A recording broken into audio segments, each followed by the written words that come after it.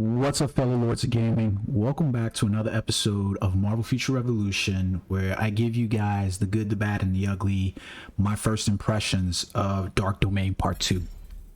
Let's start out with the good.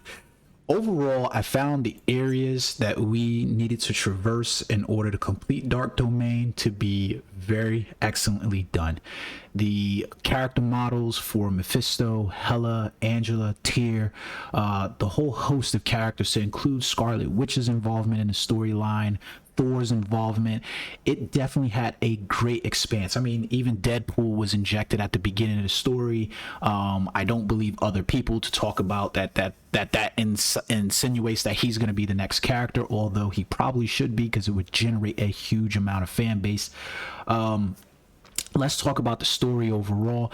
I found the incorporation of what the vision that we basically got for Doctor Strange at the end of the previous story to be at the beginning of the main story to be absolutely wonderful.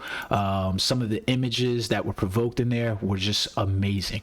The only complaint that I had about the area that they had was literally the last area. I think it was Nastron that we were in. This area felt so jammed. Like, we get to the last 17 or so side quest missions and the last few missions that we have to run for there, and you know, everything was just so tightly packed from collectibles. Was it Nostrum? Maybe it wasn't Nostrum. This was not the area that I'm thinking about. This was not the area I'm thinking about.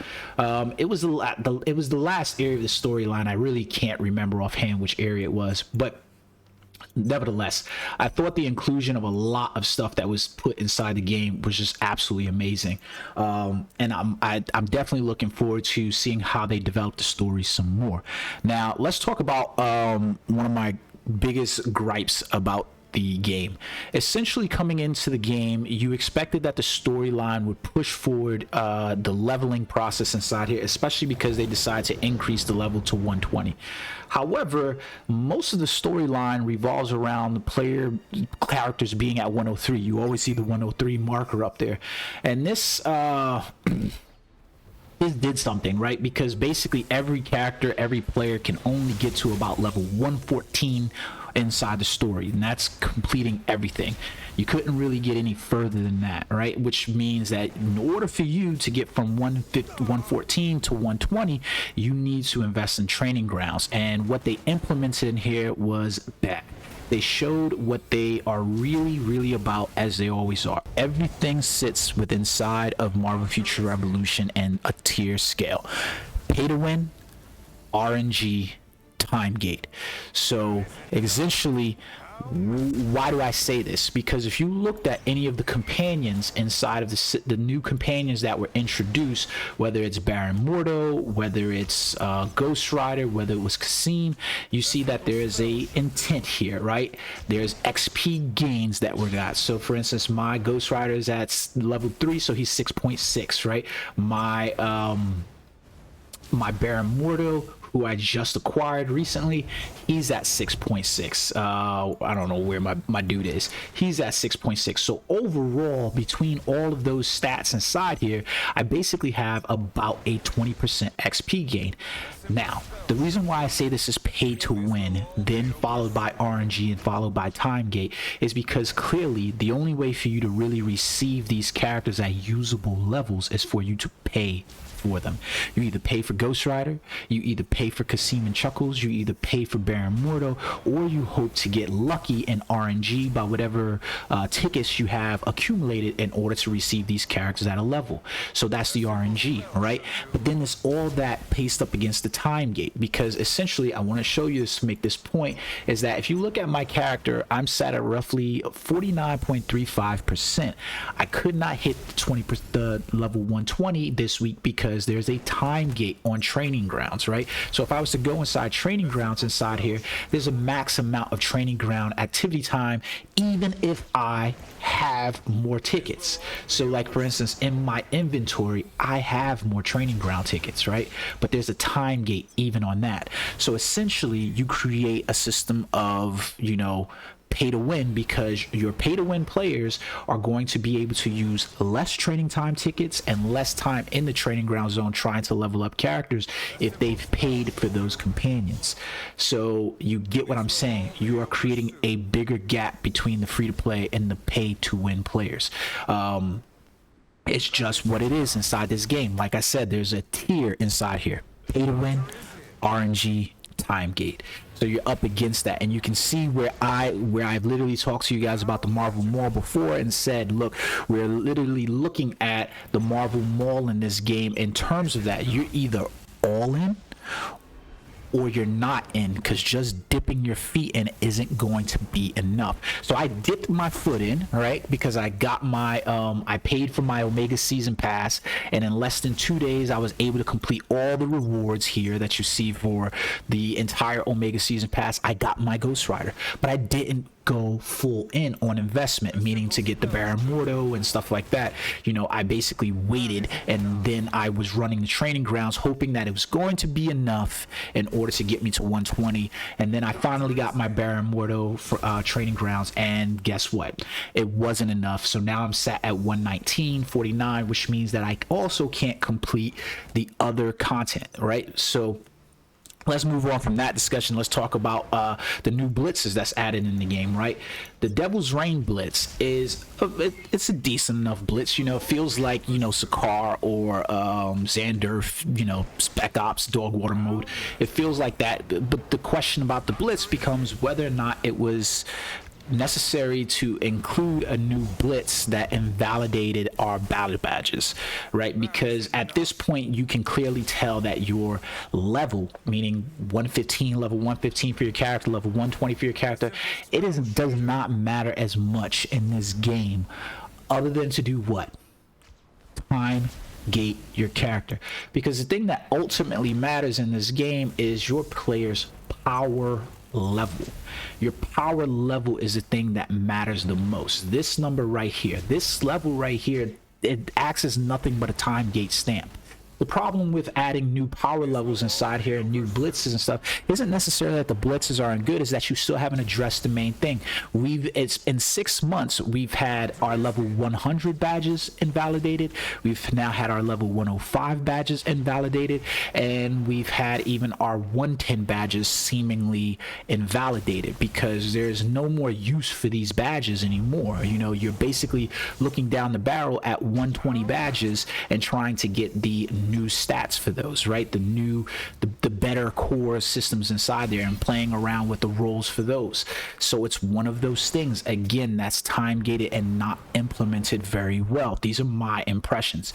Along with that, they introduced the specialization respecs, right, which plays on the raid, because you basically got specs that's going on inside the game, and we all now have the ability to come inside here and basically receive specs, right? So you can see right here, I failed at my success chance over here, but now we get a base chance of 5%. So basically for 8 levels, that's 40 additional attempts before you were able to max out, essentially 40 attempts before you would be able to max out and guarantee a success, right? I think I'm doing the math right there. Like, your enhanced success rate starts at 20, so you basically got from 20 to 100 is 8.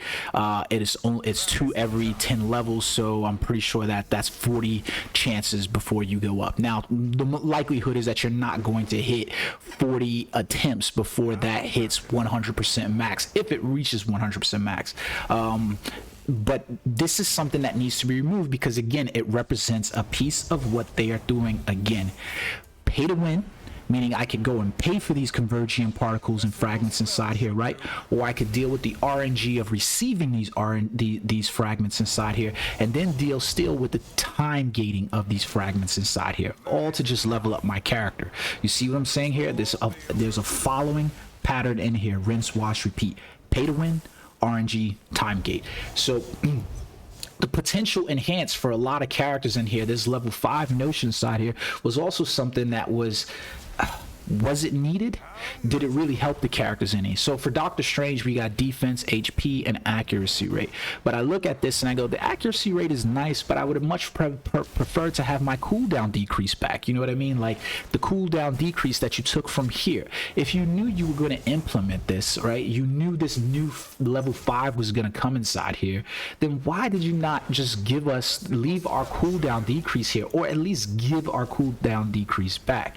Now, I'm not one of those people that are necessarily up against the wall with this, because my character basically has the stats to hit that cooldown cap really, really hard. I can get this about 65% right now. So it comes into play, one of those things, right? So now I've looked at some of the other characters like Black Widow and Iron Man basically got an attack, defense, HP. So it's basically their enhanced potential is a repeat of stage 1, maybe with some higher numbers in there. I would like to see something different for Doctor Strange in there. Maybe defense pierce, maybe something like that inside there, so that he become more viable and potentially in there. Some of the things that we looked at outside of that was also the raids, right? I to be honest with you, I actually miss the fact that the raids are supposed to be called level 1, champion, ultimate, extreme. I actually kind of miss the fact that they're not. I do, like, knowing that they're in here with level 1 to 5 doesn't help. Like, even for instance right now, you can see one of the things that I feel bad about with the raid necessarily is that they haven't removed the system in place that legitimately limits characters and limits players overall. Is that it's pay to win, it's RNG, and then it's the time gating of the system. Because right now I have the power to be able to do level 5, but guess what? I can't do level 5, which is a recommended power of 1.1 million, because I didn't hit the 120, because I didn't pay to get there. Most players that don't pay to get those experience gains are not going to hit that 120 in the first week. That's just the simple truth of the matter. You're not going to generate enough XP along the path. Needless to say, it's a question to me of why we should be paying to level up our characters in the first place. I don't know of another mobile MMO, let's just say call it an MMO, that actually forces you to pay to level your character. So the raid implementation, I'm happy that they're actually pushing new levels for these raids, and they understand that that's going to be there. I would have much rather preferred to see a new raid introduced, like hell, it could have been a raid or something like that. No, Daniel, I don't want to join. I'm sorry right now. I won't join Daniel just because I'm in here doing this. So it's something that I would have preferred to see inside there, but it is what it is. We don't have a new raid, right?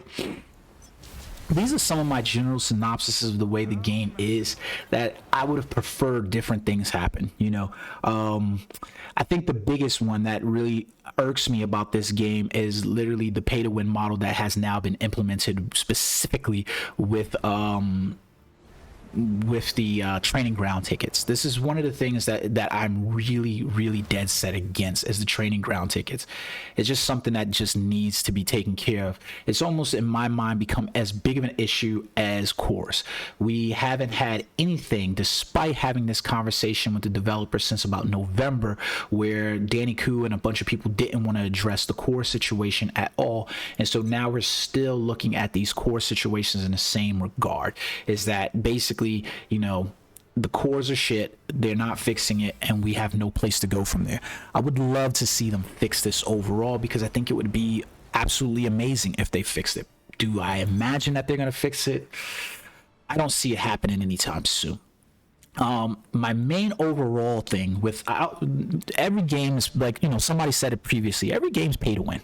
Every mobile game by its nature is pay to win. We all know that, because especially when you get into the areas of PvP, it's always pay to win. The question is how free to play friendly the game actually is. At this current moment, there's no way for this game to be free to play friendly in an ultimate way. Their intent, seemingly from their roadmap, is to get us to invest in multitudes of the characters across the board. Meanwhile, their implementation doesn't belie that. If we go to the enhanced potential, for instance, and I was to look at the level 5, this is about 5,400 potential reports across the span of completing this tree. 5,400 just at this level 5. Well, how could I really invest in multitudes of character when you're asking me for 5,400 reports? At most, you're giving players 100 reports a week, and then whatever they can farm from the training grounds. I think I was able to farm maybe something like close to somewhere between 150 and 200 potential reports for characters across the board. I'll actually show it to you so that way you understand what I'm talking about. I was able to get about 150 to 200 potential reports for various characters and stuff like that across the board for the full completion time of training grounds. But the problem is, even if you look at that, you're still looking at somewhere between 26 weeks to 54 weeks or 52 weeks and then 54 weeks in a year to basically complete the one line of your potential. That's the same thing for your specializations. Because of the pay to win, the RNG, and then the time gating, you're basically not having enough time to invest in multiple characters across the board. It's a little frustrating, it's a little irritating, but that's the point that I make. How free to play friendly is this? I'd prefer a game that doesn't have as much of the time gating, as much of the pay to win as possible. RNG, you could deal with it, things would be thrown at you. I will admit that there's definitely been a larger push to provide players something. Like, I was able to save up a great deal, many of costume cards, dimension cards, Omega card draw tickets since I went free to play. I noticed that coming into this event, I had about 50 of these tickets across the board. So the developers are doing a good job in that respect of trying to provide more opportunity. Even when you look at the events that they have right now inside the shop, where they're giving you items out directly, we're getting like 1,000 crystals over 14-day and a region costume selection box at the end. You're getting draw ticket selection boxes. So they are doing things to offset the balance of some of those, the pay to win scenarios inside here. It's just, I hope that this becomes a little bit more, or a little bit, it becomes a common thing overall. I'd love to see that. But these have been my first impressions. I do have some videos coming out to dig deeper into the good, the bad, and the ugly of like the potential specialization, the companions, and training grounds. Let me know what you guys think in the comments sections below. Until next time, guys, peace.